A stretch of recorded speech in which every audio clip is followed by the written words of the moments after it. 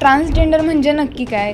एखाद्या मुलीकडे बघितल्याच्या नंतर मी तिला ताईच म्हणणार आहे किंवा पण एखाद्या मुलाकडे बघितल्याच्या नंतर मला काहीतरी वेगळं फील होत आहे. मग जर का मला असं वाटते की माझं शरीर पुरुषांचं जरी असेल पण मी मनाने जर एक स्त्री आहे, तर मला दुनिया जर ट्रान्सजेंडरचं म्हणजे किन्नर छक्का ह्या सगळ्या गोष्टी बोलत असेल, ठीक आहे, मी ते टाणे-टोमणे सहन करेन. माझे आईवडील असून ते मला ना असं वाटायचं की अरे मम्मी पप्पा का आले. त्यावेळेस मी असा विचार करत होते की माऊ, जर तुला तुझ्या घरातल्या ॲक्सेप्ट करत नाही आहे, तर तुला बाहेरची दुनिया कसं काय ॲक्सेप्ट करणार आहे. पण एक तो आक्रोश असतो ना, त्या आईला तिचं बाळ जपायचं होतं आणि मला माझं आयुष्य जगायचं होतं. मला हेही तितकंच माहिती होतं की इथून तू बाहेर पडल्याच्या नंतर तुझं कोणीच नाही आहे. लोकांचं घर होतं आणि काहीच नाही आहे. तुझ्या हातामध्ये फक्त ₹15 आहेत. त्या ₹15मध्ये तुला पूर्ण आयुष्य जगायचं आहे. तर असं कधी प्रसंग आलेत का की मुलांकडून त्रास झाला वगैरे जेव्हा तुम्ही समाजात वावरताय? असं नाही झालेलं आहे की कोणी मला माऊ म्हटलेलं आहे आणि त्यांनी मला फ्लर्ट नाही केलेलं आहे. माझ्या चेहऱ्यावरती चाकूनी असं ब्लेड जे असतं ना, त्याने सुद्धा असे हे करून घेतले की मला हा चेहरा नको. कोणी छक्का, गोड, मामू, बायला ह्या सगळ्या गोष्टी बरेच जणांकडून आपण ऐकतो की हा त्रास प्रत्येकाला आहे, प्रत्येक किन्नरांना आहे. मग ना त्यावेळेस मी खूप रडायचे. मी देवाला पण म्हणायचे की अरे तू मला असं का जन्म दिलायस, की ह्या सगळी जो तो येतोय ती माझी टिंगलटवाळी का करतंय. लिटरली मला मारण्याच्या सुद्धा धमक्या आलेल्या आहेत. जर का ह्या समाजातल्या माणसांनीच आमचा विरोध केला, ह्या समाजाच्या माणसांनीच आम्हाला असं काही ट्रीट केलं, तर आम्ही जाणार कुठे. मी तर म्हणते ना, तुमच्या घरामध्ये मला लादी कचऱ्यासाठी जरी तुम्ही मला घरात कामाला ठेवलात ना, तरीसुद्धा मी करेल.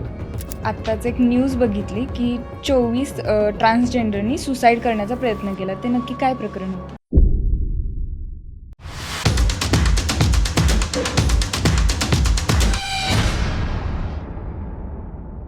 नमस्कार, मी तेजा. भन्नाट तेजा शो या पॉडकास्ट चॅनलमध्ये तुम्हा सर्वांचं मनापासून स्वागत करते.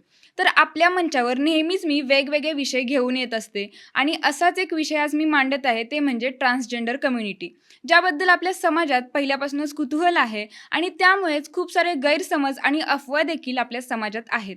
आणि त्याच दूर करण्यासाठी आज आपल्यासोबत एक असे गेस्ट आहेत ज्यांनी स्वतःच्या अस्तित्वासाठी ऑलरेडी खूप संघर्ष केलेला आहे आणि अजूनही त्यांचा तो संघर्ष सुरूच आहे. तर आपली संघर्ष कहाणी ऐकवण्यासाठी आज आपल्यासोबत आहेत माऊ पुजारी. तर त्यांचं आपल्या मंचावरती स्वागत करूयात. नमस्कार ताई, भन्नाट तेजा शोच्या मंचावर तुमचं खूप खूप स्वागत आहे. नमस्कार, थँक्यू, थँक्स अ लॉट की तुम्ही सुद्धा इथे मला बोलावलात, आमंत्रित केलात या चर्चा क्षेत्रामध्ये. सो त्याबद्दल तुमचेही खूप धन्यवाद आणि सगळ्या प्रेक्षकांचेही खूप धन्यवाद. ॲक्च्युली आज या मंचावरती मला माझ्याच मनात खूप सारे क्वेश्चन आहेत तुमच्या कम्युनिटीबद्दल आणि तेच सगळे मी विचारणार आहे आणि आय होप मला त्या सगळ्यांची उत्तरं देखील मिळतील तुमच्याकडून. नक्कीच. ओके, तर सगळ्यात आधी मला हे विचारायचं आहे की तुमचा जीवन प्रवास कसा सुरू झाला आणि तो आत्तापर्यंत कसा राहिलेला आहे? सो मी कोकणातली आहे, त्याच्यामुळे जन्म माझा कोकणातला आहे आणि म्हणजे म्हणतात ना की बालवाडी किंवा लहानपण ह्या सगळ्या गोष्टी माझ्या कोकणातल्या आहेत. मी खेड कोंडिवली गावातली आहे. त्यानंतर मग पुढील जे पण जे काही शिक्षण वगैरे आहे ते माझं पहिलीचं शिक्षण हे ठाण्यामध्ये झालेलं आहे. जन्म तर मग असं बघायला गेलात तर खूप छान पण होतं. आईवडिलांच्या सानिध्यामध्ये होते मी लहान असताना आणि त्याच्यानंतर हळूहळू मोठं झाल्याच्या नंतर माणसाला असं कळतं की आपण स्टेप कुठपर्यंत वरती गेलो आहे आणि वरती गेल्याच्या नंतरचा जो संघर्ष आहे ते अनुभवलं. त्याच्यामुळे खूप मी डाऊन ते अर्थ असा माझा खूप आयुष्याचा संघर्ष आहे. शाळेमध्ये असताना रॅगिंग होणं, त्याच्यानंतर मग आत्ताच्या लाईफमध्ये असताना मला कोणीतरी चिडवणं, ह्या सगळ्या गोष्टी खूप मी सहन करते आणि अजूनही सहन करत आली आहे, ते पण ह्या समाजामुळे. तुम्ही ट्रान्सजेंडर आहात हे कधी समजलं? खरं तर आपण सांगायला गेलं तर ट्रान्सजेंडर असणं हे कोणत्याही वयामध्ये असं एक लिमिटेशन्स वय नाही आहे की त्यावेळेस तर तुम्हाला ते कळणार असं. मी जेव्हा लहान होते त्यावेळेस मला अजूनही आठवतं आहे की माझा 2 नंबर भाऊ जो आहे तो जम्मू काश्मीरमधला त्याचा जन्म आहे. तर त्यामुळे त्याच्यानंतर माझे वडील आर्मी रिटायर्ड आहेत. सो आर्मीमध्ये असल्या कारणामुळे आम्ही जम्मूमध्ये पण माझं लहानपण गेलं आहे. जे प्ले ग्रुप आणि ह्या सगळ्या गोष्टी असतात ना, त्यावेळेस मी माझ्या ज्यावेळेस स्कूलमध्ये जायचे, तेव्हा मला अजूनही आठवते की मी माझ्या ज्या टीचर होत्या त्या टीचरची सँडल आणि त्याच्यानंतर त्यांची ती ओढणी घेऊन मी स्कूलमध्ये फिरायचे. सो हे मला आठवतंय लहानपणाचं. त्याच्यामुळे मी नेमकं असं सांगू शकत नाही, की मी कधी मला कळालं किंवा काय. पण हां, वयामध्ये जसं-जसं आपण शिक्षण घेतो त्याच्यानंतर हळू कळायला लागलं, की अरे मला एखाद्या मुलीकडे बघितल्याच्यानंतर मी तिला ताईच म्हणणार आहे. किंवा पण एखाद्या मुलाकडे बघितल्याच्यानंतर मला काहीतरी वेगळं फील होतंय. सो असं त्या म्हणजे लिमिटेशन असं टाईम पिरियड मी सांगू शकत नाही, की मला ह्या काळामध्ये कळालं, की मी अशी आहे म्हणून. पण ज्यावेळेस माझा जन्म झाला त्याच्यानंतर माझ्या आई-वडिलांना माहिती होतं, की मी कोण आहे. मग आई-वडिलांच्या रिएक्शन काय होते? घरातून स्टार्टिंगला काहीच सपोर्ट नव्हता मला. मी माझ्या आई-वडिलांकडे असताना सुद्धा एका मुलीचं आयुष्य जगलेले आहे. म्हणजे मी आमच्या घरामध्ये 3 नंबर आहे. माझे 2 मोठे भाऊ आहेत. पण त्या 2 मोठ्या भावांना अलाउड होतं, की रात्री तुम्ही 10-11च्या नंतर जरी आलात तरी काही प्रॉब्लेम नाही. पण माझं आयुष्य लहानपणापासून तसं नाहीये. मी लहान होते त्यावेळेसच माझे स्कूल फ्रेंड वगैरे जास्त कोणी नव्हते. आणि त्याच्यानंतर मग ज्यावेळेस मी म्हणजे थोडंसं मला कळायला लागलं ह्या सगळ्या गोष्टी. तर त्याच्यानंतर माझे नॉर्मली स्कूल फ्रेंड्स होते, ज्यांना ते पण माझ्या भावांचे आणि माझे असे म्युच्युअल फ्रेंड होते माझ्या वर्गातले. त्यांच्याबरोबरच मी फक्त बोलायचे आणि कोणत्या मुलांबरोबर माझं जाणं-येणं नव्हतं. कधी मी बोलत नव्हते कोणत्या मुलांबरोबर. सो ही माझी लाईफ होती लहानपणी.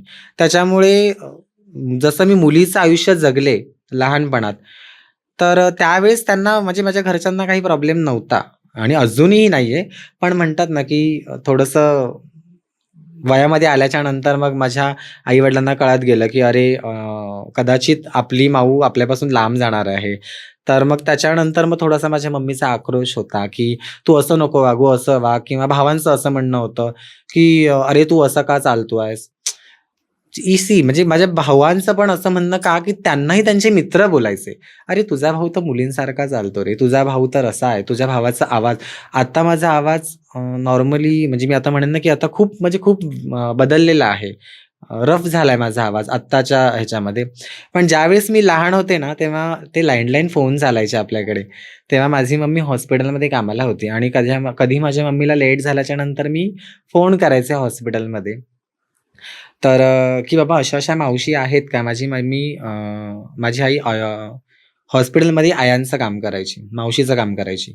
तर म्हटलं अशी-अशी मावशी आहेत का? तर मग तिकडून बोलायच्या, "अहो मावशी तुमच्या मुलीचा फोन आलाय." मग माझी मम्मी म्हणायची, "अगं ती माझी मुलगी नाही, माझा मुलगा आहे." त्याचा आवाजच तसा आहे. म्हणजे तसा होता माझा आवाज. जे म्हणतात ना आपल्या बॉडीमधले हार्मोन्स जे चेंज होतात. हार्मोन्सच्या नुसार आपले आवाज चेंज होणं या सगळ्या गोष्टी चेंज होत राहतात. सो मग माझ्या भावाचे जे मित्र आहेत ते बोलायचे, की "अरे तुझा भाऊ मुलींसारखा बोलतो." ह्या सगळ्या गोष्टी. त्याच्यामुळे माझ्या भावांना टॉर्चर केलं जायचं. मग त्याच्यानंतर तो आक्रोश माझे भाऊ माझ्यावरती काढायचे, की "अरे तू नीट बोल ना, तुला कळत नाही का? अरे तू मुलगा आहेस ना, मुलांसारखं राहा." सो असं लाईफ होती माझी ज्यावेळेस माझ्या घरात मग स्टार्टिंगला अशी माझी लाईफ होती.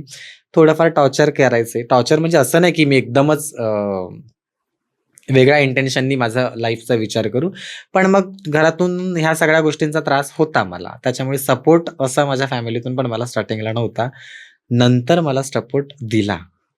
स्कूल आणि कॉलेज लाईफ कशी होती? माझं एज्युकेशन खरं तर झालंय as a mechanical diploma second year fail आहे मी. आणि मी म्हणजे सगळीकडे मला जर कोणीही विचारलं नॉर्मली माणसांनी तरी पण मी हे सांगते, की मी सेकंड इयर फेल आहे. सो माणसं मला असं आवर्जून विचारतात, की "ताई तू असं फेल आहे हे का सांगतेस?"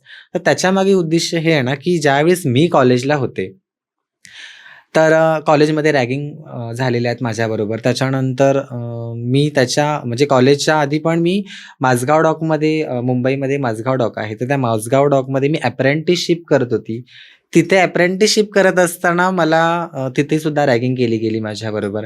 म्हणजे रॅगिंग इट मीन्स असं होतं, की तिकडे आहे ना बॉयलर सूट देतात घालण्यासाठी. ज्यावेळेस तो मी बॉयलर सूट घालायचे ना, त्यावेळेस नॉर्मली आपण जे घरातून कपडे घालून जातो, तर ते तिथे चेंज करावे लागायचे. म्हणजे ते कपडे काढून नंतर मग आपण ते कपडे त्यांचे जे बॉयलर सूट आहे ते आपण घालणार. व्हायचं असं, की कोणी तर कोणी आता माझं चालणं, वागणं, बोलणं असं असल्या कारणामुळे एखादा मुलगा पटकन कोणीतरी शर्टच घेऊन पळणार, कोणी माझे जीन्स घेऊन पळणार, कोणी माझे शूज घेऊन पळणार. ह्या सगळ्या गोष्टी चालायच्या. मग ना त्यावेळेस मी खूप रडायचे. मी देवाला पण म्हणायचे, की "अरे तू मला असा का जन्म दिलायस? की ह्या सगळी जो तो येतोय ती माझी टिंगल-टवाळी का करतोय? मला ह्या गोष्टी नाही सहन होत आहेत." त्याच्यामुळे माझगाव डॉकमध्ये सकाळी 7 वाजता आम्हाला एंट्री असायची. म्हणजे 7 वाजता लास्ट तुमचं पंचिंगचं टायमिंग असायचं. 7च्या नंतर 7:30 वाजेपर्यंत प्रत्येकजण कपडे वगैरे चेंज करायचं. मला त्रास नको व्हायला, मला कोणी टॉर्चर नको करायला किंवा माझी मस्करी नको करायला म्हणून मी सकाळी घरातून 4 वाजता निघायची पहिल्या ट्रेनने. तेव्हा मी राहायला विक्रोळीला होते. विक्रोळीवरून मग मी नंतर माझगाव डॉकला जायचे. त्याच्यानंतर सकाळी 5:30-6 वाजता मी माझगाव डॉकमध्ये एंटर करायचे आणि सकाळ माझे कपडे वगैरे चेंज करून मी बसून घ्यायचे. मग त्याच्यानंतर मग बाकीचे जे मित्रमंडळी होते ती लोकं यायचे आणि त्याच्यानंतर मग ती लोकं त्यांचं कपडे वगैरे चेंज करायचे. म्हणजे मला असं वाटायचं ना, की ठीक आहे, माझा प्रॉब्लेम आहे ना कपडे चेंज होताना. म्हणजे मला चिडवलं जातंय की ह्या सगळ्या गोष्टी. मला ते अप्रेंटिसशिप पूर्ण करायची होती. मी प्रयत्न करत होती. पण सकाळी 4 वाजता आपण घरातून बाहेर निघाल्याच्या नंतर संध्याकाळी 5-6 वाजता येणं, त्याच्यानंतर आपल्या दिवसभराची जी पण काही कामं असतील ते करणं आणि कंटिन्यू ह्या सगळ्या गोष्टी नाही जमल्या मला. त्याच्यामुळे मग माझगाव डॉकमध्ये अप्रेंटिसशिप मी अर्ध्यात सोडली. मग म्हटलं आपल्याला शिकायचं आहे, त्याच्यामुळे मग मी मेकॅनिकल डिप्लोमामध्ये साबुद्दीन सिद्दीकी कॉलेजमध्ये मी ॲडमिशन घेतलं मुंबईला. नाईट कॉलेज होतं ते. पण मग तिथे पण रॅगिंग झाली. त्याच्यानंतर मग मी कानाला खडा लावला. मी असं म्हटलं की ठीक आहे, आयुष्यामध्ये पहिल्यांदा फेल मी झाली होती. मग मी विचार केला की ठीक आहे, आता शिक्षण बंद. त्यानंतर मग मी माझे बिझनेस स्टार्ट केले आणि नंतर मग मी बिझनेस करत होते. आता ट्रान्सजेंडर म्हणजे नक्की काय? म्हणजे त्याच्यामध्ये आता ट्रान्स वुमन, ट्रान्स मेन हे पण खूप सारे ऐकले, तर ते नक्की काय? ट्रान्सजेंडर म्हणजे असं आहे ना, की ज्यावेळेस आपण जी आपली देवाने दिलेली बॉडी आहे किंवा तुम्ही जन्म ज्या बॉडीमध्ये तुमचा झाला आहे, त्याच्या ऑपोजिट तुम्ही जे जेंडर सेक्स चेंज ऑपरेशन करताय, सर्जरी करताय, त्यांना ट्रान्सजेंडर आपण म्हणू शकतो. मग कंपल्सरी ट्रान्सजेंडरमध्ये सर्जरी होतेच का? असं काही नाही आहे की सर्जरी झालीच पाहिजे. तुम्ही कम्फर्टेबल तुम्ही ज्या गोष्टींमध्ये आहात, तुम्ही ती गोष्ट करणार आहात. जर का मला माझी बॉडी आहे तशीच ठेवायची आहे आणि मला साडी जर घालायची आहे, तर ती मग त्यांना आपण क्रॉस ड्रेसरमध्ये आपण समजतो, अशी गोष्ट आहे. ट्रान्सजेंडर म्हणजे त्या शब्दामध्येच अर्थ आहे ना, की आपण जेंडर ट्रान्सलेट करतोय ना. सो त्याच्यामुळे ट्रान्सजेंडर ह्या शब्दाचा असा अर्थ आहे, की एखाद्या मुलापासून किंवा एखाद्या स्त्रीपासून तुम्ही तुमचं जेंडर चेंज करताय. म्हणजे मी जर मुलगा आहे, तर माझं जेंडर एखाद्या स्त्रीमध्ये करते किंवा एखादी स्त्री आहे, ती तिचं जेंडर एखाद्या मुलामध्ये करते. ऑपोजिट जेंडर आपण करतोय. त्याला आपण म्हणतो ट्रान्सजेंडर. आता आम्ही ट्रान्सजेंडर आहोत म्हणजे कसं आहे, मला माहिती आहे की मी लहानपणापासून मी एक मुलींसारखी राहते किंवा मी एक किन्नर आहे. मी स्वतःला किन्नर म्हणते, है ना. सो मी ट्रान्सजेंडर पण किन्नरांमध्ये येतात आणि किन्नर पण ट्रान्सजेंडरमध्ये येतात. घरचे सपोर्टिव्ह होते त्याला? नाही, त्यासाठी मी घरातून पळाली होते. वयाच्या कितव्या वर्षी? वयाच्या मी एक 17-18व्या वर्षी पळाली असेल घरातून. आणि पळून कुठे गेलात? ज्यावेळेस मी स्टार्टिंगला पळाले तेव्हा माझी एक मैत्रीण होती. म्हणजे काय होतं की म्हणजे आम्ही कल्याणला राहायला आहोत. कल्याणला राहायला असल्या कारणामुळे तिथे तो आमचा 1 BHKचा फ्लॅट आहे. त्या फ्लॅटमध्ये मी एकटी राहायची. मला आजही सवय आहे. मला जास्त माणसं असतील ना, त्या वर्दळीमध्ये राहण्याची बिलकुल सवय नाही. हां, एकलकोंडा स्वभाव आहे माझा. म्हणजे आपण असं म्हणू शकतो ना, की ठीक आहे बाबा, एक 10-15 मिनिटं मी राहील. पण मला ना एक काही काळानंतर असं वाटतं, की नाही माऊ, हे सगळ्या गोष्टीतून निघ आणि तू पहिली एकटी हो. मला स्वतःमध्ये गुंतायला फार आवडतं. त्याच्यामुळे मी घरी एकटी होते. माझे आई-बाबा ठाण्याला राहायचे माझ्या मोठ्या दादाकडे. कारण की दादाला छोटा बेबी झाला होता आणि त्याच्यामुळे त्या बेबीकडे सांभाळण्यासाठी माझी मम्मी वगैरे होती आणि ऑफिसेस वगैरे जवळ होते माझ्या पप्पांना वगैरे. तर त्यामुळे मग ती लोकं सगळे ठाण्याला राहायचे आणि मी कल्याणला एकटी राहायचे आणि तिथून जे माझा प्रवास स्टार्ट झाला एकटेपणाचा आणि आमच्या फ्लोअरमध्ये कोणीच नव्हतं राहत. मी एकटीच राहायचे. दिवसभर माझा दरवाजा बंद असायचा फ्लॅटचा आणि बेडरूममध्ये मी दिवसभर असायचे. एकटेपणाचा जो प्रवास तिथून जो स्टार्ट झाला, त्याच्यानंतर मग काही वर्षांनी माझे मम्मी-पप्पा तिथे आले. आल्याच्या नंतर शेवटी माझे आई-वडील असून ते मला ना असं वाटायचं, की अरे मम्मी-पप्पा का आले? मला एकटीला राहायचंय. सो मग त्यावेळेस थोडीशी केस माझी मोठी झाले होते आणि माझी मम्मीनी असं सांगितलं होतं घरी आल्याच्या नंतर, की "केस काप ना, एवढी का केस वाढवलीस?" तर मी म्हटलं, "नाही, मला केस वाढवायचे." तर माझी मम्मीचं ऑलरेडी माझं चालणं, वागणं, बोलणं हे मुलींसारखं आहे. केस वाढवल्याच्या नंतर माझं म्हणजे आजूबाजूचा समाज काय बोलेल ह्या समाजाच्या भीतीने माझी मम्मी म्हणते की नाही केस काप.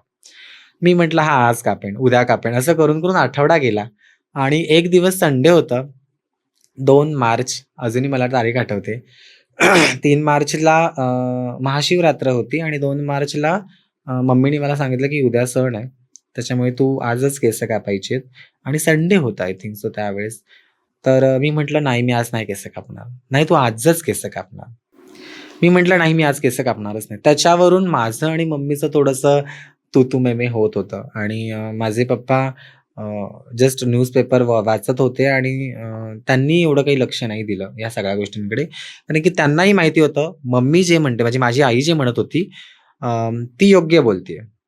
एका मुलासाठी केस वाढवणं माझ्यासाठी ते घरी असताना केस वाढवणं हे चांगलं नव्हतं. कारण की समाज काय बोलेल? समाज बोलल्याच्या नंतर ऑब्व्हियसली त्यांना ते मनाला वाईट वाटणार की आमच्या मुलाला बोलतायत. त्यामुळे मग माझ्या मम्मीचा तो आक्रोश होता की "नाही तू केस काप." नाही, नाही म्हटलं तर माझ्या मम्मीने 2-3 मला कानाखाली मारून दिलं. मारल्याच्या नंतर मी बेडरूममध्ये गेले आणि माझ्या मम्मीने किचनमध्ये जाऊन पलेता जो असतो चपाती गरम करतात, तो गॅसवरती ठेवला. गॅसवरती ठेवल्याच्या नंतर माझ्या मम्मीने मला हाक मारली.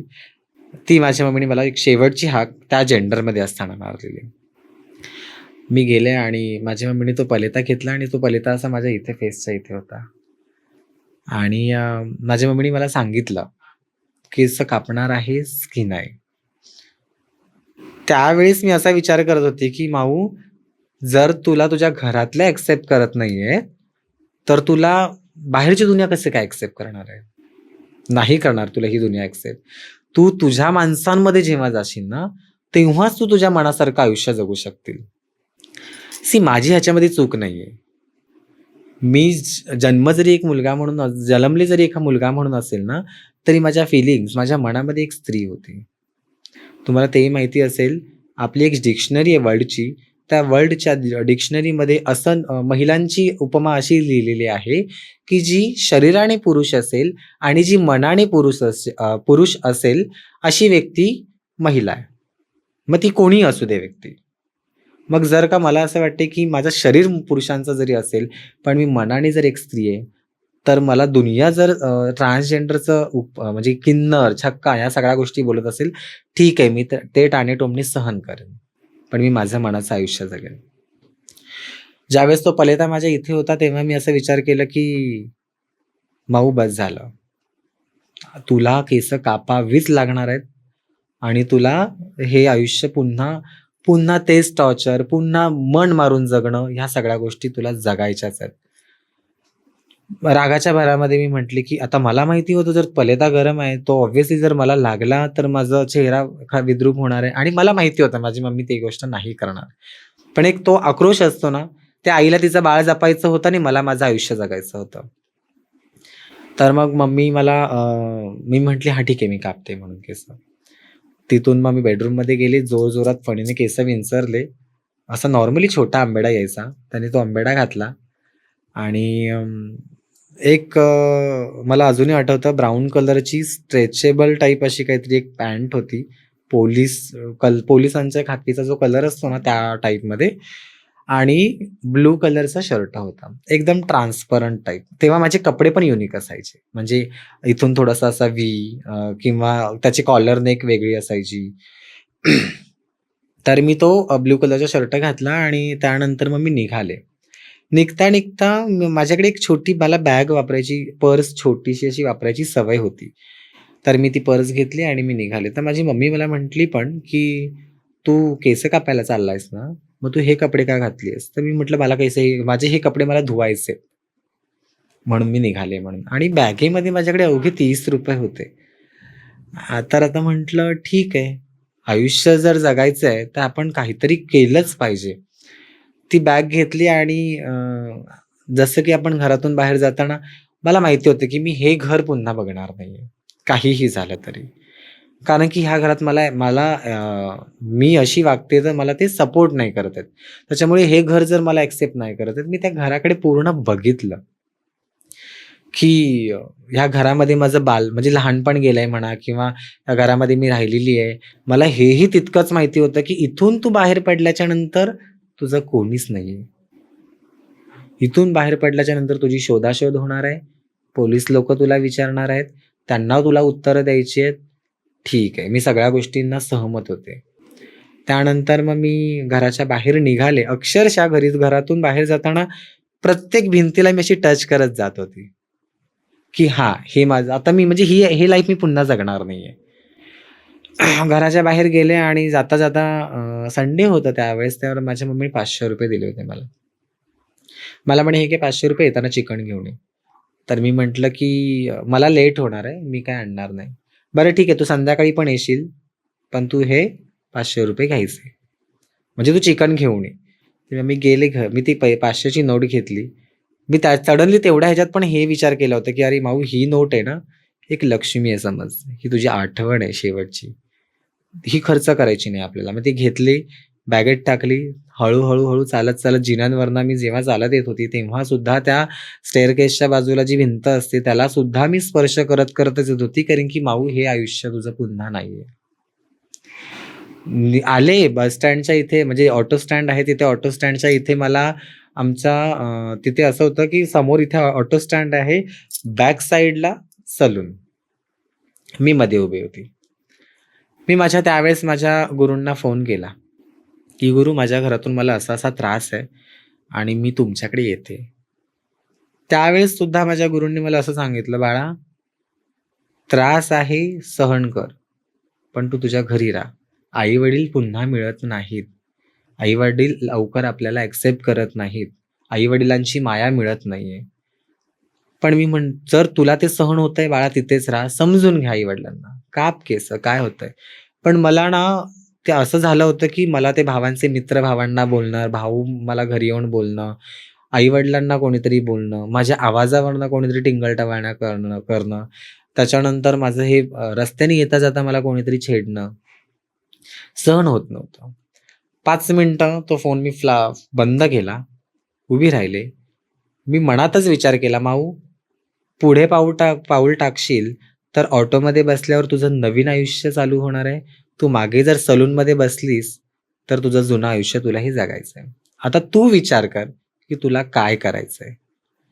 5-10 मिनिटं थांबले. नंतर मी म्हटलं, "ठीक आहे, चला एकदा पुन्हा मी माझ्या मम्मीला समजावण्याचा प्रयत्न करते." फोन ऑन केला, मम्मीला फोन केला, "मम्मी, मी केस नाही कापत आहे, बट तू जे मला काम सांगितलेस ते मी काम करून घरी येते." तर मम्मीचं माझं त्यावेळेस असं म्हणणं होतं, की "केस न कापता जर घरी आलास, तुझ्या तांगड्या तोडेल." आता म्हटलं, हे म्हणजे मला त्यावेळेस असं रिअलाईज झालं, की माझी मम्मी समजण्याच्या पलीकडे आहे. कारण की तिलाही माहिती होतं, केस जर ह्यानी जर केस वाढवली, तर ही त्या जेंडरला जवळ करणार आहे. लोकं आम्हाला बोलणार आहेत आणि ते सहन होणार नाहीये. त्यानंतर मग मी तो असा मम्मीचा फोन ठेवून दिला. त्यानंतर मग मी मनात पुन्हा विचार केला, "माऊ, जे पण होईल, समुद्रात उडी मारून बघ. पोहता आलं तर आयुष्य, जर नाही आलं तर मेलो." तर मग मी त्या ऑटोमध्ये बसले तेव्हा पण मी माझ्या मम्मीला, मला एक आयडिया आली होती त्यावेळेस, कारण की विक्रोळीला आमचा मामा माझा शिफ्ट होणार होता. त्याच्यामुळे त्याच्या रूमला कलर मारायचं काम चाललं होतं. आता मला तर त्या कलर-बिलरमधलं काही येत नाही. पण तरीसुद्धा माझ्या मम्मीला मी असं म्हटले, की "मम्मी, मी आहे ना मामाकडे जाते. तू तुझा थोडासा राग आहे, तो राग शांत होऊ दे. मग मी घरी येईन, पण मी केस नाही कापणार." मी म्हटलं, "ठीक आहे." मम्मी म्हटली, "नाही, नाही, असं नाही चालणार. तुला केस कापूनच ये. तू आठवड्यानी ये, घरी केस कापूनच ये." तर मला एवढं नंतर मग रिअलाईज झालं, की नाही होणार आहे. त्यावेळेस मी मम्मीला पण हे म्हटली, "मम्मी, मला माहिती आहे, की तू रागामध्ये आहेस. तू रागामध्ये या सगळ्या गोष्टी बोलतेस. एक काम करू आपण, मी निघून जाते," म्हणून.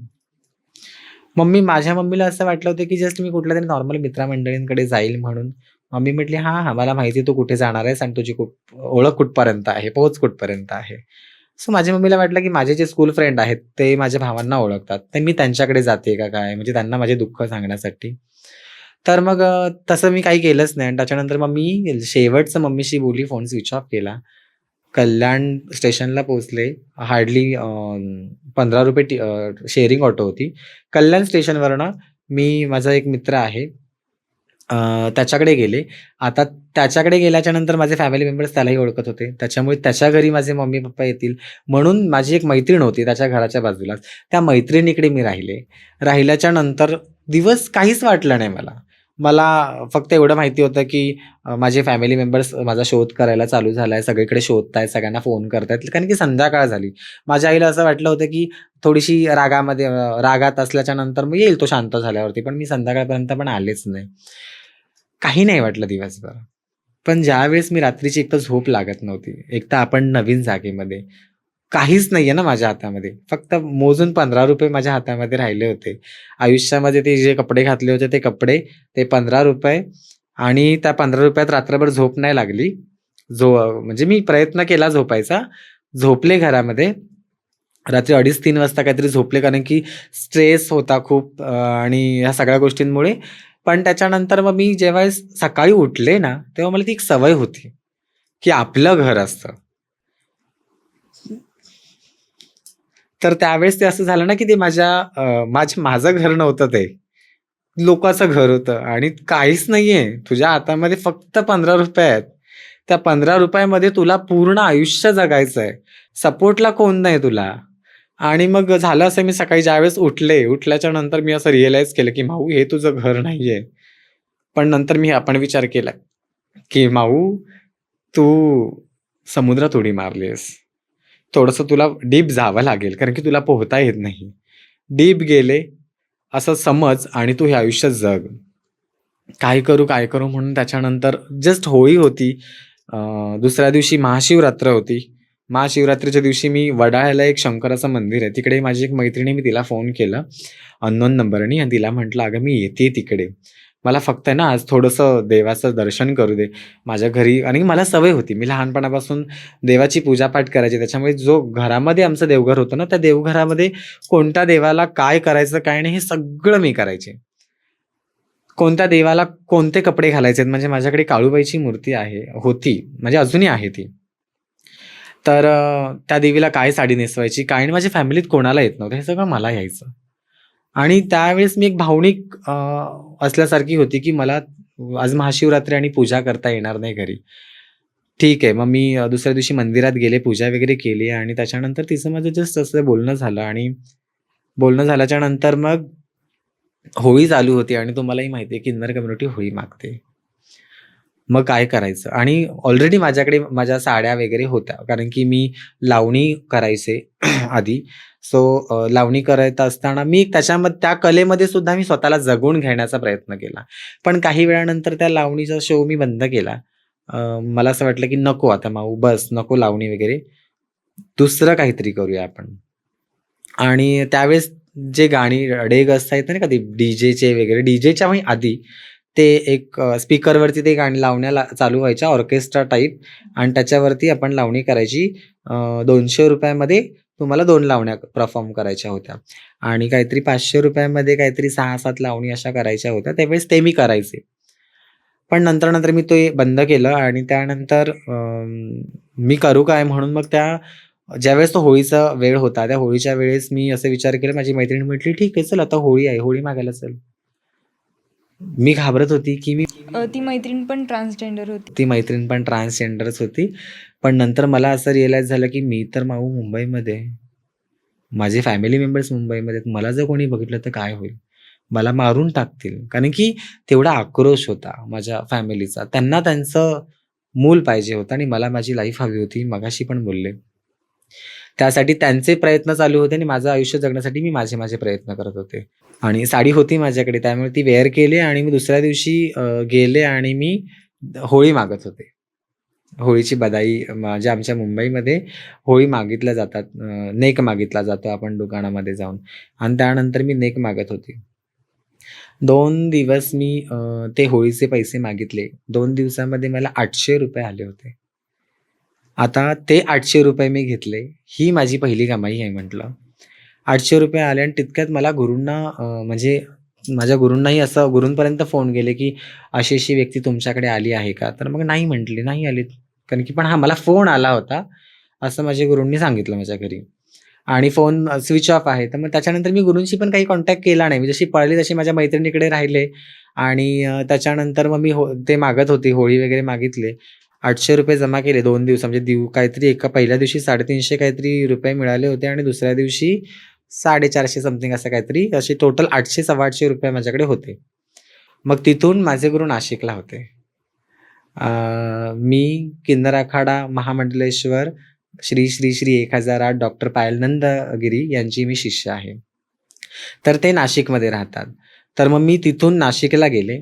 नाशिकला गेल्याच्या नंतर रात्रीचे मला पोहोचेपर्यंत 11:30 पावणे 12 वाजले असतील. सो मी नाशिकला पोहोचल्याच्या नंतर आहे ना, गुरूंनी ज्यावेळेस मला त्यांच्यावरती ट्रस्ट, की हे मला माझं आयुष्य जगून देतील. हे माझे सगळं आहेत. आता ह्याच्यापुढे हेच माझे सगळे. मी अशा इंटेन्शनमध्ये त्यांच्याकडे गेले आणि गुरु माझ्या घराच्या बाहेरच बसल्या होत्या आणि बसल्या-बसल्या मी बॅग होती माझ्याकडे. मी तेच पुन्हा ते जुने कपडे घातले. ती बॅग घातली आणि त्यानंतर मी पोहोचल्याच्या नंतर गुरूंनी मला असं म्हटलं, "थांब इथेच." सो मी म्हटलं, "हे असं का बोलतायत? मी एवढे आता प्रॉब्लेममध्ये आहे ना, मला ॲटलीस्ट त्यांनी घरात तरी घेतलं पाहिजे. नंतर मला विचारलं पाहिजे ना, जे पण काही क्वेशन्स आन्सर्स, प्रश्न उत्तरं जे पण काही असतील ती." नाही. त्यांनी मला तिथेच विचारलं. विचारल्याच्या नंतर मला त्यांनी असं सांगितलं, की "घरी माहिती आहे का तुझ्या तू इथे आली आहेस?" मी म्हटलं, "नाही माहिती." "का नाही माहिती? तू घरी का नाही फोन केले?" मी म्हटलं, "माझे घरातले मला माझं हे आयुष्य जगून देणार नाहीत आणि मला माझं हेच आयुष्य जगायचं आहे." त्यावेळेसही गुरूंनी मला खूप समजावलं. "नको बाळा, मी तुझ्या घरी समजावते, की थोडे दिवस माझ्याकडे राहू दे, आठवड्याभर नंतर म्हणजे नाही केस कापणार तुझे," असं तसं. मी म्हटलं, "नाही गुरु, माझे मम्मी-पप्पा नाही ऐकत आहेत."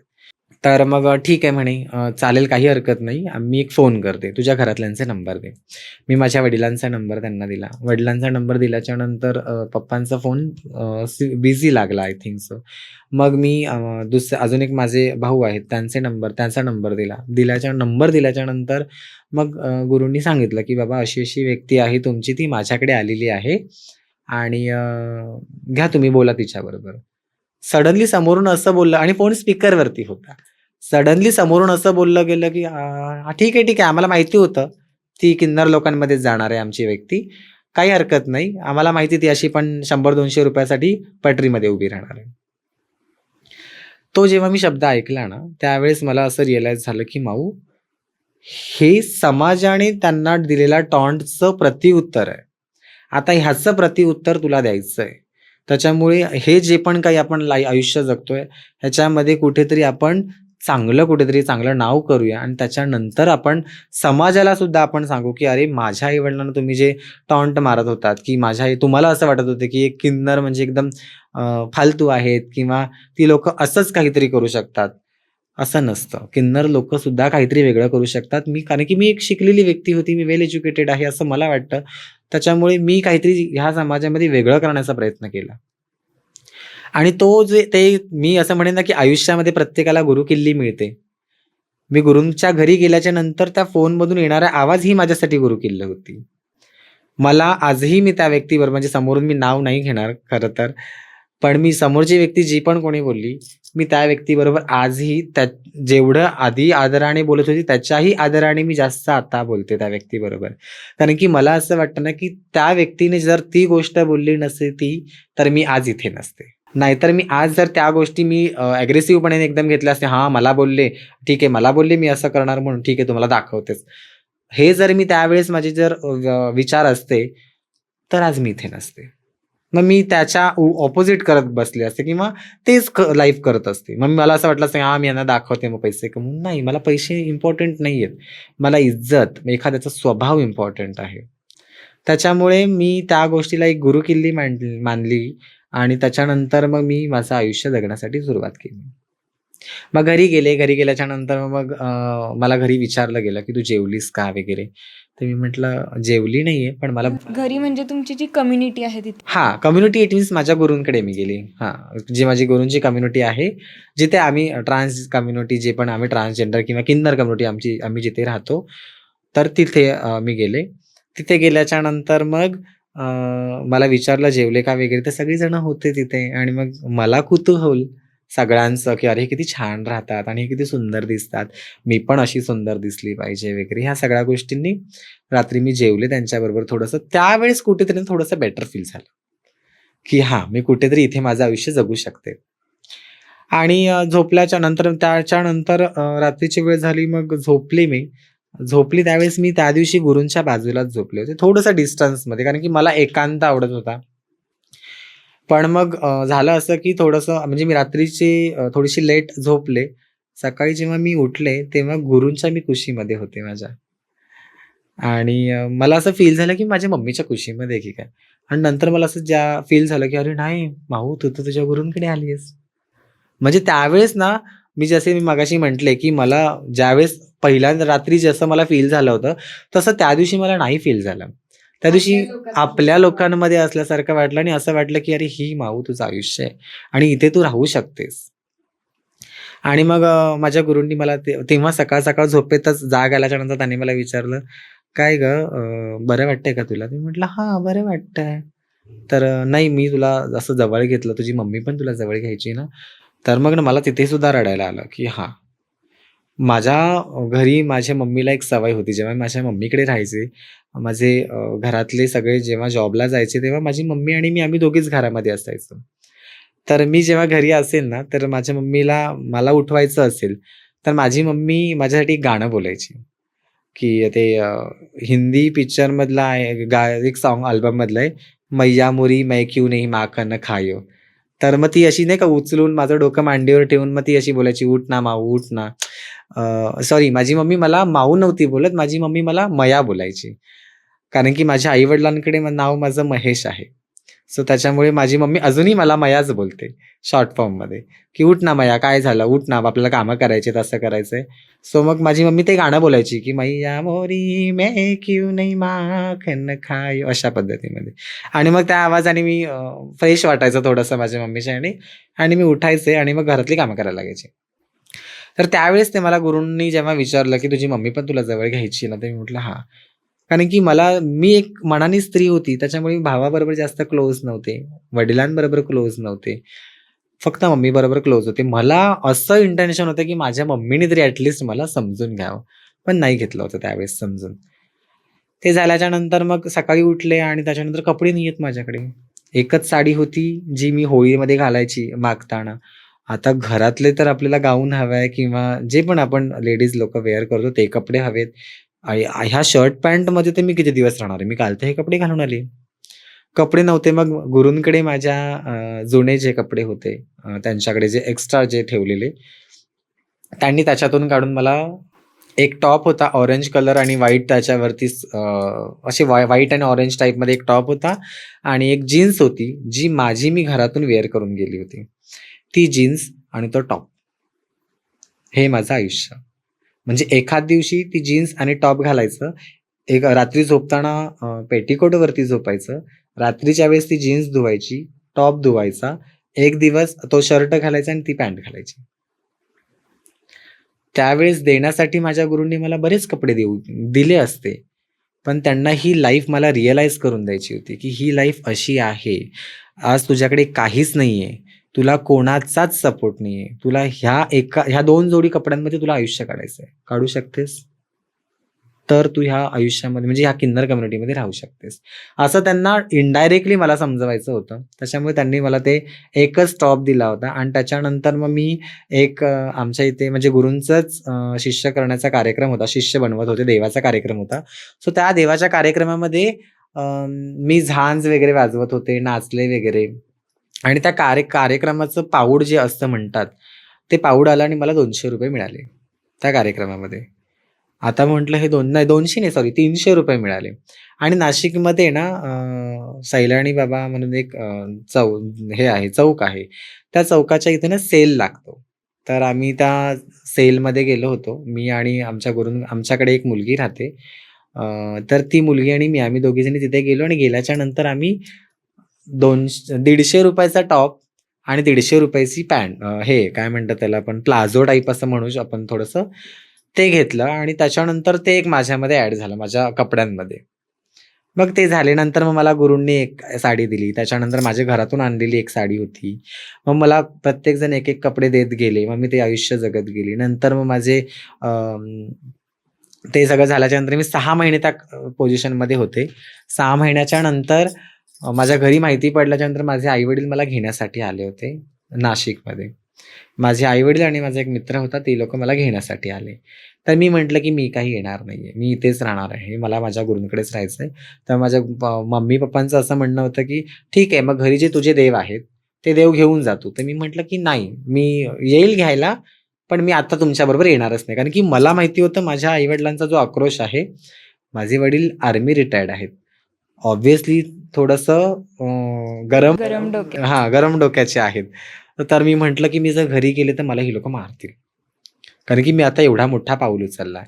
मग मी काही गेलेच नाही घरी आणि त्याच्यानंतर मग काही दिवसांनी घरी गेले आणि त्याच्यानंतर मग पुन्हा कार्यक्रम आले. कार्यक्रम करत होते. त्याच्यानंतर मग अजून काही पूजा-पाठ वगैरे गुरूंबरोबर राहून मी सगळा केला. त्याच्यानंतर माझी थोडीफार अर्निंग केली. माझा एक मित्र होता. त्या मित्राने मला 3 गाऊन आणि जे पण माझे डेली वेअरचे कपडे होते ते दिले. 2-3 साड्या दिल्या. इव्हन शिवून वगैरे त्याने दिल्या होत्या त्या सगळ्या गोष्टी. तर मग असं हळू मला प्रत्येकाचे सपोर्ट मिळत गेले आणि त्याच्यानंतर मग मी हे आयुष्य जगत आले. म्हणजे तुम्ही ॲक्च्युअलमध्ये खूपच सुंदर दिसता. एखाद्या मुलीसारखंच मेन वाटता तरी. तर असं कधी प्रसंग आलेत का, की मुलांकडून त्रास झाला वगैरे जेव्हा तुम्ही समाजात वावरताय? मुलांकडून आत्ताही आता तर मी सोशल मीडियावरती आहे म्हणा, थोडीफार ॲक्टिव्ह असते. प्रमाणाच्या बाहेर मुलांकडूनच मला त्रास आहे. म्हणजे पहिल्या स्टार्टिंगला तर ते जेव्हा रस्त्यावरनं येता जाताना आपण जे कोणी छक्का, गुड, मामू, बायला ह्या सगळ्या गोष्टी बरेच जणांकडून आपण ऐकतो, की हा त्रास प्रत्येकाला आहे. प्रत्येक किन्नरांना आहे. प्रत्येक ट्रान्सजेंडरला आहे. तर तसा तो मलाही होता त्यावेळेस. पण तेव्हा असं काही वाटायचं नाही. पण आता अशी सिच्युएशन होते ना, की मला असं वाटतं कधी-कधी माऊ, तुझं हे जे चेहरा आहे, हा बिघडव तू. लिटरली मला मारण्याच्या सुद्धा धमक्या आलेल्या आहेत. मला घरात घुसून तुला मारणार म्हणून. आमच्या कम्युनिटीतल्या पण काही जणांनी मला धमक्या दिलेल्या आहेत, की तुझ्या घरामध्ये मी पोरं पाठवेन आणि कशासाठी? मी अशी दिसते किंवा माझं तडक-फडक बोलणं आहे. मी जे पण आहे खरं बोलते. मध्ये मी जेव्हा YouTubeला एका वेळेस ट्रोल झाली गेली. त्यानंतर समोरच्या व्यक्तीने फोन करून सांगितलं होतं, की "तू जास्त शहाणपणा जर केलास, तर तुझ्या घरामध्ये पण पोरं घुसवेन" म्हणून. आणि तशी वेळ आली आणि माझ्या घरामध्ये मुलं घुसली होती. आणि त्यावेळेस मी आणि माझी एक शिष्य आहे सान्वी, आम्ही दोघीच होतो. आम्ही दोघी खूप घाबरलो. त्याच्यानंतर पटापट आम्ही आजूबाजूवाल्या काकी ज्या पण आमच्या होत्या, त्यांना आम्ही फोन केले. त्यांना सांगितलं. त्यांनी लगेच त्या काकी सपोर्टसाठी बाहेर आल्या आणि जशा त्या काकींनी दरवाजा उघडला, तशी ती पोरं पळून गेली. म्हणजे इतकं सहन केलंय. रस्त्यावर मी अक्षरशः खोटं वाटेल, पण मी माझ्या चेहऱ्यावरती चाकूनी असं ब्लेड जे असतं ना, त्याने सुद्धा असे हे करून घेतले, की मला हा चेहरा नको. इतकं मी कंटाळलेली होती माझ्या चेहऱ्याला. सोशल मीडियावरती, Instagramवरती अजूनही अशी बरीचशी मुलं आहेत, की ती मुलं मुलीच्या आयडीवरनं आपल्याला मेसेज करतात. आता ऑब्व्हियसली एखाद्या मुलीने जर मला मेसेज केला, "ताई प्लीज मला तुझ्याशी बोलायचं ताई प्लीज मला तुझ्याशी बोलायचं सो मला असं वाटतं ना, की जाऊ दे गं, एखादी मुलगी आहे, तिला तिचं काहीतरी मन हलकं करायचं असेल, ती नाही कोणाला शेअर करू शकत, ती मला शेअर करण्याचा प्रयत्न करते तर आपण बोलावं. ह्या इंटेन्शननी जर मी बोलते, म्हणून मग मी बोलणं चालू केलं. एक-दोनदा असं बोलता म्हणजे 10-5 मिनिटानंतर कळतं, की तो मुलगा आहे. कधी-कधी असं होतं, की बोलल्याच्या नंतर मग "ताई प्लीज मी मेसेजवरती नाही बोलू शकत. प्लीज तू समज ना. मला नंबर दे तुझा." मग आपण विचार करतो, की ठीक आहे चल. नाहीतर मग ती समोरून स्वतःचा नंबर देणार. आपण असा विचार करणार नाही एखादी मुलगी आहे, तिने आपल्यावरती एवढा ट्रस्ट ठेवलाय म्हणजे ऑब्व्हियसली ठीक आहे, आपण पण त्या नंबरवरती फोन करा. मग किंवा आपला नंबर शेअर करा. मग काय होतं समोरच्या व्यक्तीकडे जेव्हा नंबर जातो ना, त्याच्यानंतर कळतं, की अरे हा मुलगा आहे.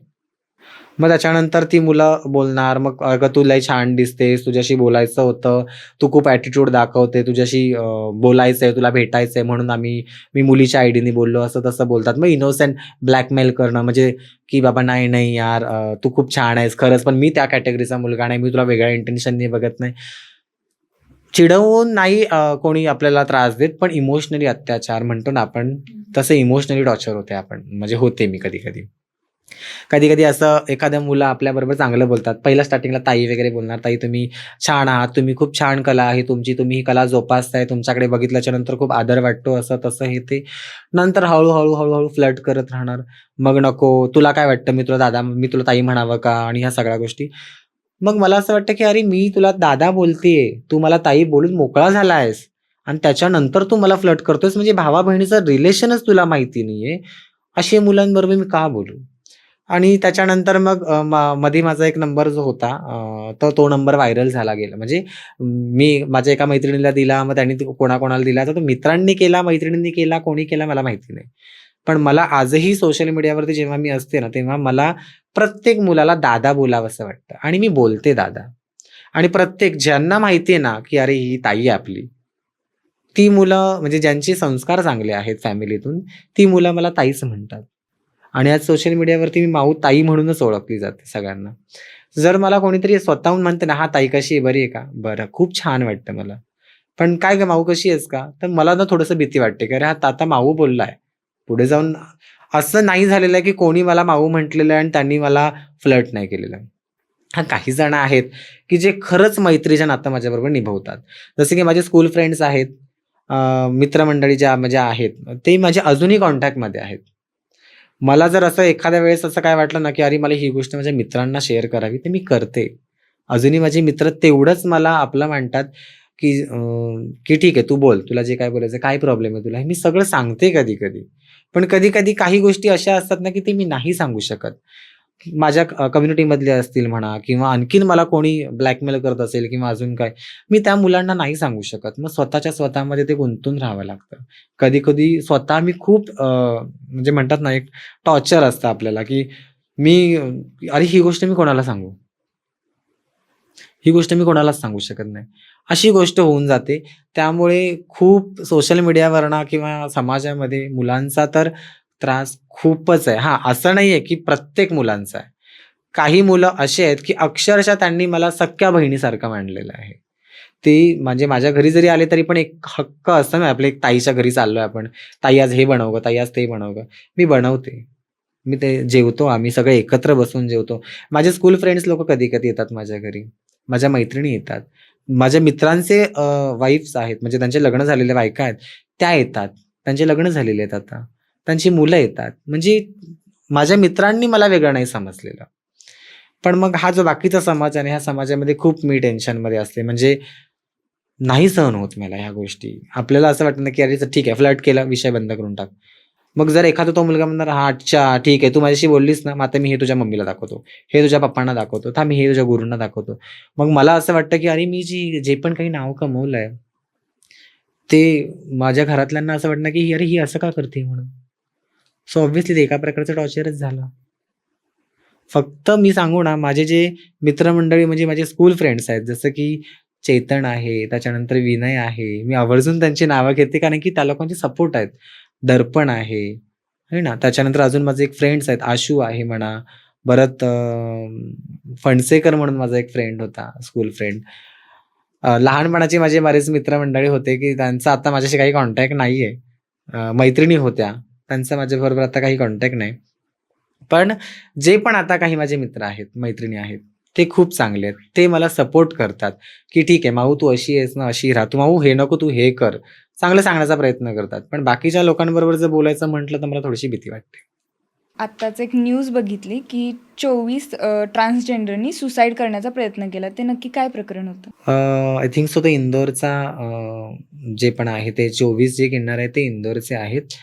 अ, तिथे असं काहीतरी म्हणजे त्यांचं 1-1.5 वर्ष ते जे पण काही त्यांचा जो काही मॅटर चालू आहे, 1-1.5 वर्ष झाले तो मॅटर चालू आहे. तिथे मी स्वतः 6 महिने मी आता मध्ये इंदोरला होते. इंदोरमधनं आल्याच्या नंतर त्या सगळ्या गोष्टी घडल्या. तिथे झालं असं, की एक दुसऱ्या गटाची जी एक व्यक्ती आहे, ती असं मुद्दामून असं खोटे आळे घेतीये. ज्या 24 किन्नरांनी जे फिनेल किंवा जे पण काही पियालेत, त्या लोकांना, की तुम्ही धर्मांतरण करण्यासाठी सांगताय किंवा तुम्ही वेगळ्या कास्टचे आहात, ह्या सगळ्या गोष्टी. मुळात माझं असं ह्या गोष्टीवरती वैयक्तिक मत आहे. म्हणजे आता देवाच्या कृपेने सगळे सुखरूप आहेत. 2-3 जणी ज्या होत्या, त्या हॉस्पिटलाइज होत्या, ICUमध्ये होत्या. बाकी सगळे म्हणजे नॉर्मल वॉर्डमध्ये होत्या. त्याच्यामध्ये बरेच जेवण ज्याच्यामध्ये 24 जणांमध्ये नाही म्हटलं तरी 10-15 जण माझ्या कॉन्टॅक्टमध्ये होते. मी स्वतः घाबरले होते, ज्यावेळेस हा प्रसंग झाला तेव्हा, की इथपर्यंत वेळ गेली आहे, की आपलं स्वतःचं अस्तित्व, आपण सनातनी आहोत किंवा आपण हिंदू धर्मातले आहोत, हे दाखवण्यासाठी आपल्याला ह्या सगळ्या गोष्टी कराव्या लागतायत.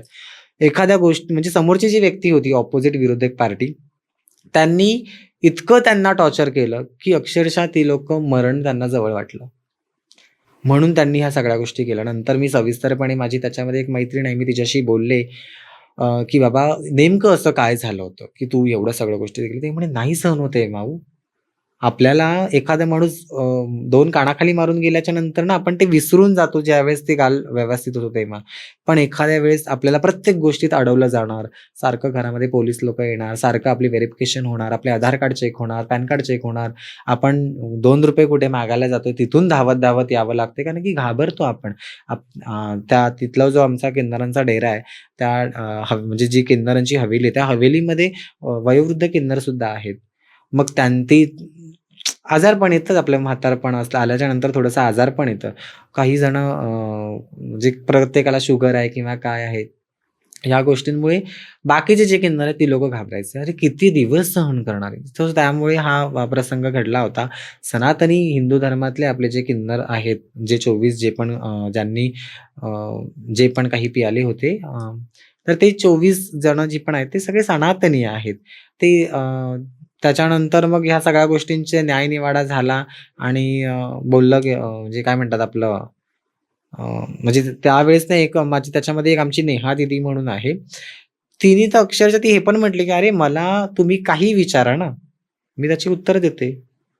जय हनुमान ज्ञान गुण सागर ते मी हनुमानांचं स्तोत्र म्हटली जाते माझ्याकडून. मी जय श्रीराम बोलते. मी सगळ्या गोष्टी करते. मी पूजा, पाठ, होम, हवन सगळ्या गोष्टी मला येतात. आणि तरीसुद्धा तुम्ही मला वेगळ्या धर्माचे बोलता, तर ही चुकीची गोष्ट आहे. मी मोठे-मोठे कुंकू म्हणजे ऑलरेडी तिच्या कपाळाला मोठी टिकली ती लावते आणि सगळ्या गोष्टी ती करते. तर ती जर सनातनी आहे, तिला जर कोणी म्हटलं मला असं वाटतं, की मी जर एक सनातनी आहे किंवा मी प्युअर हिंदू धर्मातली आहे माझ्या आणि मला जर सारखं येऊन टॉर्चर म्हणते, "तू हिंदू नाही रे गं, तू हिंदू नाही गं, तू वेगळीच आहे." ऑब्व्हियसली त्याचा त्रास मला होणारच. सो त्या त्रासाला कंटाळून त्यांनी ह्या सगळ्या गोष्टी केल्या होत्या. पण मग आता सगळ्यांची प्रकृती व्यवस्थित आहे आणि त्याच्यामध्ये मी बऱ्याच जणांशी बोलते. त्याच्यामुळे अ, आता तो जे पण काही आहे त्याच्यामध्ये बरेचसे पोलीस अधिकारी जे आहेत त्यांचं व्हेरिफिकेशन चालू आहे. सगळ्या गोष्टींचं चर्चासत्र चालू आहे. आमच्या किन्नरांसाठी हा समाज आमचा रक्षक आहे. कारण की ज्यावेळेस आम्ही समाजाकडे टाळी वा मा वाग माग टाळी वाजवून जेव्हा आम्ही मागायला जातो, तेव्हा हा समाजच त्यांच्यातले ₹2 काढून आम्हाला देतो, आहे ना. आम्ही आमची माधुकरी घेऊन जेव्हा फिरतो, तेव्हा ते आमच्या माधुकरीमध्ये येणारं दान हे आमच्या आयुष्यासाठी म्हणजे आमचं भवितव्य त्या माधुकरीवरती ठरलेलं आहे. त्याच्यातून येणारे जे पण काही ₹2 आहेत, पैसे आहेत, ते आमच्या फॅमिलीमध्ये किंवा आमच्या किन्नर समाजामध्ये वापरले जातात. जर का ह्या समाजातल्या माणसांनीच आमचा विरोध केला, ह्या समाजाच्या माणसांनीच आम्हाला असं काही ट्रीट केलं, तर आम्ही जाणार कुठे? तुम्ही म्हणता कामं करा, तुम्ही शिकलेले आहात, मग तुम्ही छान जॉबमध्ये जाऊ शकता, वेल एज्युकेटेड आहात. जसं की मगाशी आता मी म्हटली, तर बरेच जण असं पण म्हणू शकतील, "अगं तू तर मग चांगली शिकलेली आहेस ना, मग तू काय अशी घरामध्ये तू पण चांगलं कामाचं बघ ना." मी 10वीच्या नंतर मेकॅनिकल डिप्लोमा करण्याचा प्रयत्न केला होता. 10वीच्या बेसवरती मी जॉब करण्याचा प्रयत्न केला. फर्स्ट इयरचा मी म्हणजे अभ्यास म्हणजे फर्स्ट इयरचा माझ्याकडे रिझल्ट होतं. त्याच्यावरती रिलेटेड मी जॉब शोधत होती. मुलुंडमध्ये मी एका जॉबसाठी इंटरव्ह्यूला गेले. ज्यावेळेस फोनवरती तर कळत नाही आणि त्यावेळेस मी माझ्या आधार कार्डवरती माझं जेंडर चेंज नव्हतं. तिथे गेल्याच्यानंतर त्यांनी मला असं सांगितलं, की माझा इंटरव्ह्यू घेतला तोपर्यंत ते माझ्याशी चांगलं बोलले गेले आणि मला असं सांगितलं गेलं, की संध्याकाळी तुम्हाला आम्ही फोन करू. म्हटलं ठीक आहे. तर मग मी घरी आले. घरी आल्याच्यानंतर म्हटलं, जर जॉब लागला तर बेस्ट होऊन जाईल. नाही. मला संध्याकाळी पण फोन आला नाही. तर मी म्हटलं मी पुन्हा कॉल बॅक केला त्यांना. तुम्ही सांगणार होतात मॅम, की संध्याकाळचं काय? हां, सांगणार होते, पण आम्ही तुम्हाला कॉल बॅक नाही केला ह्यासाठी वाय बिकॉज तुम्ही एक ट्रान्सजेंडर आहात आणि आमच्याकडे ट्रान्सजेंडरसाठी भरती नाही आहे मॅम. आमच्याकडे मेल आणि फिमेलसाठीच भरती आहे. ते झालं त्याच्यानंतर मग मी बऱ्याच ठिकाणी अप्लाय केलं. अप्लाय करताना आपण ऑब्व्हियसली माझ्या बायोडेटामध्ये मी ट्रान्सजेंडरच टाकणार, कारण की मी ट्रान्सजेंडर आहे. सो मग कुठून मला बोलावलं गेलं नाही. बरेच जण असं म्हणतात, की "हां, अगं ह्यांनी काम केलं पाहिजे. हिला तर चांगले 2 हात आहेत, 2 पाय आहेत, छानपैकी काम कर." नाही. मी तर म्हणते ना, तुमच्या घरामध्ये मला लादी कचऱ्यासाठी जरी तुम्ही मला घरात कामाला ठेवलात ना, तरीसुद्धा मी करेल. पण तुम्ही असं म्हणाल, की "नाही, नाही, आमच्याकडे रोज किन्नर येणार." तर बाजूवाले म्हणतील, "छी, यांच्या घरी किन्नर लोकं का येतात?" म्हणून. सो ही सिच्युएशन आहे. म्हणजे तुम्ही म्हणता ना, कामं करा, पण आमच्या घरात नको, बाजूच्याच्या घरात करा. मग जर तुम्ही आम्हाला कामाचीच संधी देणार नाही, तर तुम्ही आमच्याकडे काय अपेक्षा ठेवता? की मी चांगली राहिली पाहिजे, चांगलं बोललं पाहिजे. माझ्याकडे संस्कार मला लहानपणात संस्कारच झालेले नाहीयेत माझ्या समाजावरती. तर तुम्ही काय म्हणून अपेक्षा ठेवता? की मी तुम्हाला उलट बोलणार नाही, मी तुम्हाला शिवीगाळ करणार नाही, मी टाळ्या वाजवणार नाही. का म्हणून? मला कोणी शिकवलेलंच नाहीये. मला माहिती आहे, जर मी लहानपणापासून माझ्या गुरूंमध्ये राहिलेली आहे, मी समाजामध्ये जाते. समाज मला धिक्कारतोय लहानपणापासून. मी जेव्हापासून मागायला जाते, मला तेव्हापासून माहिती आहे हा समाज मला शिव्यागाळ्या करतोय. मग मी काय या समाजाचा विचार करू? मला असं वाटतं ना, मला जर एक कानाखाली मारली, तर मी आता एक कानाखाली खाऊन घेणाऱ्यातली नाहीये. मी तुला पण मारेन. तर तेवढी मी अग्रेसिव्ह आहे. झाली मी तेवढी अग्रेसिव्ह. समाजामुळे झाली. मला जर लहानपणी चांगले संस्कार मिळाले असते ना, तर मी नसते झाले तेवढी अग्रेसिव्ह. ही जी टाळी वाजवण्याची प्रथा आहे आणि एक विशिष्ट प्रकारे तुमच्यात टाळी वाजवली जाते, त्याच्या मागचं रहस्य काय आहे?